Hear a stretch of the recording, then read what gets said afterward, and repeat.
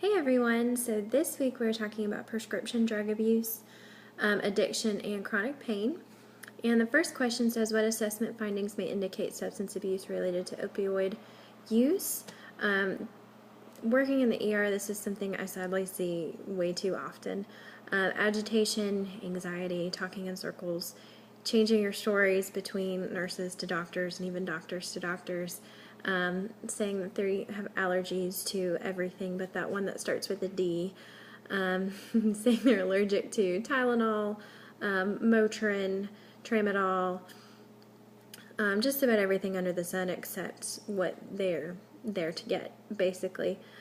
Yelling, even escalating into violent behavior, things like that are all signs and symptoms of substance abuse. Also, your classic signs like respiratory depression, complaining of an increased pain threshold, constipation, things like that are all side effects that can come with taking too much of the narcotic or opioid medication. This pain medication alters our perception and the emotional response that we have to pain, and it mimics the effects that some of our natural endorphins produce. So it stimulates basically our feel-good senses. It makes us feel good. It has that analgesic effect.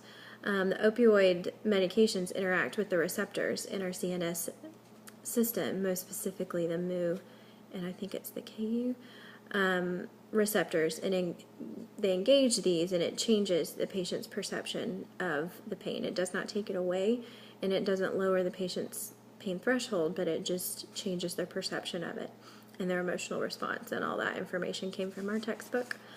Question number 2, what behaviors do patients demonstrate when abusing opioid medications? All these are kind of similar to above. Desperation to the point of neglecting things like self-care, coming in looking very disheveled. Also other responsibilities like keeping up with housework, even sadly responsibilities when it comes to children, things like that, all kind of take a back seat to the desperation of getting this thing that makes them feel good, what they need. Again, like I said, the increased pain threshold, the respiratory depression, constricted pupils, all of that stuff are signs and symptoms of abusing of the opioid medication. And again, the analgesic effect that opioids mimic to get that natural high. That's what the patient's after. That's the the pathophysiological thing that's going on there. Number 3, identify best practice interventions that healthcare providers may implement to manage prescription drug abuse and or addiction. I found an article in the American Journal of Law and Medicine. It was published in 2014. It called for a national controlled substance reporting database.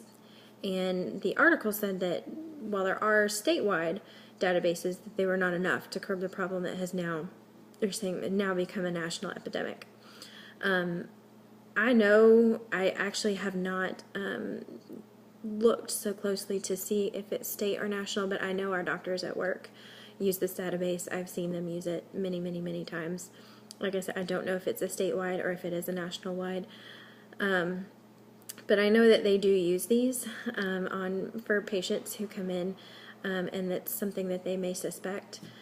The database shows all controlled substances that have been prescribed to a patient, including what the medication was, when it was prescribed, and how much of the medication was prescribed. So the doctor is able to tell if the patient is potentially abusing the medication by being able to see, well, you were just prescribed this medicine, narcotic medicine, a week ago, and you were given 24 or 36 or however many, and you're saying you're out now, or you're saying your pain is not controlled. Something's fishy and something's going on there.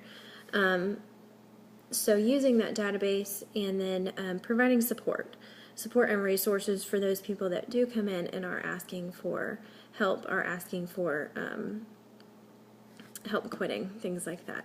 And trying as best we can. I know it's hard, especially in a profession where we see it so often, to check our judgments and our our judgments at the door, and kind of meet the patient where they are, especially when they're there asking for help.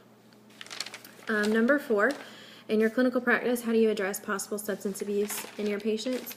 I will say our doctors are really, really good at doing this, specifically because they're the ones kind of doing a lot of the back work, looking through the database, things like that we don't have access to. They are usually the ones that confront or talk with the patient about what is potentially going on and what they're kind of suspecting and what they may, what they're thinking. Dilemmas do come up. We do have patients, not very many, but there are some that come in with an honest to goodness complaint, laceration, deep laceration that's going to need stitches, or a broken bone or something like that. And when we go in to offer them pain medicine, they will say, no, I'm sorry, I'm 2 months over. Can you give me anything else? And those are the type of people I really respect. However, you do have that dilemma of, you've got a broken bone. Tylenol's not going to really do a whole lot. I understand you're 2 months clean and 2 months over, and I want to respect that as well, but I also want to at least kind of try to make you comfortable and try and get your pain under control. So those are the times that that you kind of walk that fine line of not wanting to send somebody back into a relapse, but still trying to keep their pain controlled and keep them somewhat comfortable as well.